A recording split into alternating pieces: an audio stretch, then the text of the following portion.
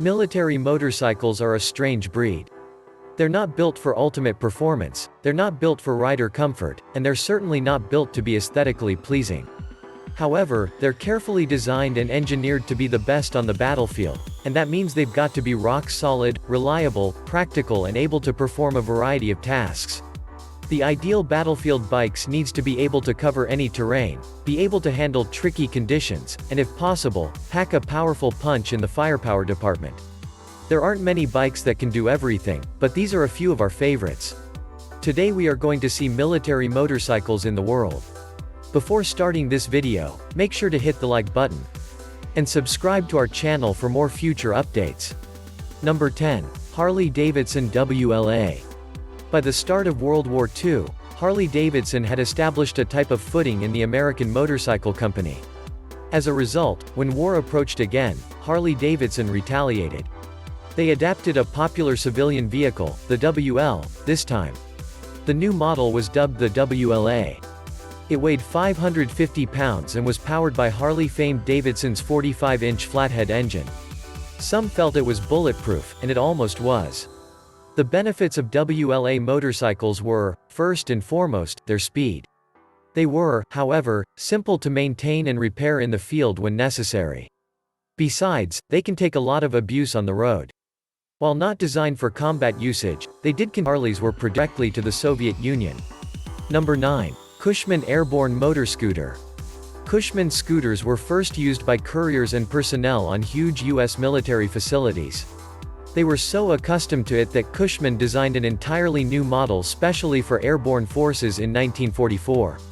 The Cushman, like the Excelsior well bike, could be dropped by parachute into hot zones, built, and utilized by troops to get out of harm's way swiftly. Despite the restricted equipment, it made paratroopers more mobile. There were no headlights, for example. It was, however, more successful than the wheel bike, which was subsequently abandoned since it was unsuitable for Tulsa military people and performed poorly on a variety of topographical situations. Nonetheless, it was resurrected as a civilian car after the war. Number 8. 1957 Triumph TRW.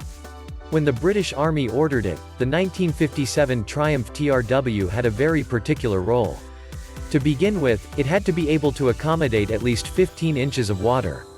Beyond that, it has to be inaudible at a half-mile range. As a result, the 500cc side valve flathead prototype was created in 1942. Later years saw minor changes and spec demands, such as the 1957 Drive, which was competitive, fun to ride, and weighed just under 320 pounds. They were employed by the Royal Court of Signals of the British Army until 1969. Lulled to sleep by the term scooter in this context. The Vespa 150 TAP was an anti-tank scooter designed in the 1950s on the basis of Vespa scooters. They were first used by French paratroopers in 1956, and they were updated in 1959. The 150 TAP was equipped with a US-made M2075 mm recoilless rifle. The scooter frame was modified to accommodate the mounted rifle in order to carry such a monstrous weapon. The Vespa 150 TAPs were dropped in pairs and operated by two-man teams. The gun was carried on the first Vespa. The second held reloading ammo. In fact, the scooter was never intended to be used with a rifle while driving. When the squad arrived at their objective, it was removed and fitted to a M1917 Browning machine gun tripod. Number 6. The Husqvarna 258A. If you're a member of the Swedish military, you've undoubtedly heard about the Husqvarna 258A. For the last 30 years or more, it has been the weapon of choice for the Swedish Army. The term implies that you can manage any weather or terrain, which is why it is still used today. But what makes this Husqvarna really one of a kind? They have semi-automatic transmissions, which allow you to accelerate through the gearbox without using a clutch. This is remarkably similar to the operation of ancient Honda Cub riding lawnmowers. This implies that training motorcyclists is quite simple for the Swedish military. They're also quite adaptive. The Swedish have fitted skis to some of them, allowing them to be ridden in snowy winter circumstances. Number 5. The Rokon Trailbreaker. To be honest, the true Contrabreaker is most likely the ugliest military motorbike ever built. However, its utility and ambition more than compensate for its unappealing appearance. It is powered by a 208cc engine and has full-time two-wheel drive. They can also pull up to 2,000 pounds, climb 60 degrees high gradients, and typically crush any impediment they come across. Furthermore, the wheels float, allowing the whole bike to remain above water or be utilized to store water or fuel within. The frame is well suited to a variety of extras, and everything is held together neatly with conventional metric nuts and bolts. The Rokon is now the preferred weapon of U.S. Special Forces and the Jordanian military. Number 4. Harley MT500 350s. So, after World War II, communications progressed so much that widespread usage of military bikes became obsolete. Harley-Davidson, on the other hand, purchased the rights to the iconic Armstrong MT500 British military motorbike. They were chosen because of their adaptability, dependability, and agility. They were also fairly strong. The one-cylinder 482cc four-stroke engine produced 32 horsepower. As a result, the MT500 provided a thrilling ride. Despite this, the MT500 had a relatively short manufacturing run. They were mostly utilized for recon during Operation Desert Storm and by soldiers in other parts of the world. Their biggest disadvantage was the lack of fuel. Instead of diesel, they utilized gasoline. Number 3. Hayes DTM1030M1, Kawasaki KLR 650. There's a reason why this one has such a lengthy name. The Kawasaki KLR 650 was the inspiration for the military-spec 2004 Hayes DTM1030M1. We understand. We were perplexed as well. The engine is the genuine variation in this case. This motorbike operates on diesel fuel rather than gasoline.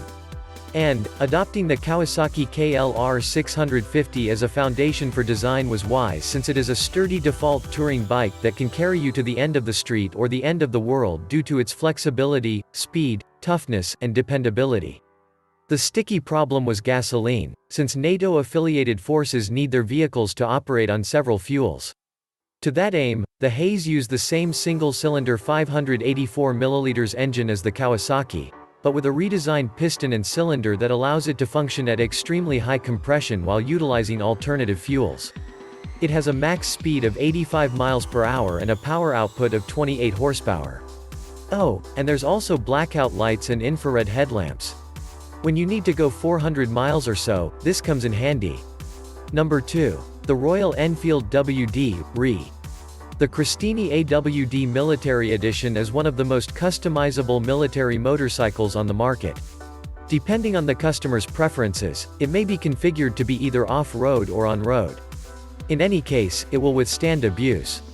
Every motorbike is handcrafted to order, and there are several accessory options. It is used by other branches of the military on occasion. The Pulse is a 50cc liquid-cooled four-stroke engine, fine-tuned suspension, and all-wheel drive to deliver outstanding grip, stability, and handling. In addition, when you buy this motorbike, you will get rider instruction from Tactical Mobility Training, which is situated in Fayetteville, North Carolina. Number 1. Military, the Zero XXM. Some could argue that we saved the finest for last, but who are we to judge? We've seen some incredible motorcycles, but this one might be the best. It has an all-electric engine that produces 54 horsepower and 68 foot-pounds of torque. What's the actual kicker here? The XXM and Zero motorcycles from Santa Cruz, California were sought by U.S. Special Operations troops, and they replied in force. The nicest feature of this motorbike is its quietness. Because the engine is electric, it is scarcely audible. It's lightning quick, agile, and nearly maintenance-free. As a result, the Zero XXM is ideal for rescue missions, clandestine operations, and reconnaissance missions. Oh, and we almost forgot to add that a fully charged battery has a lifespan of almost 3,500 hours. You're not going to get that type of life from your iPhone. That's a wrap for the top 10 military motorcycles in the world.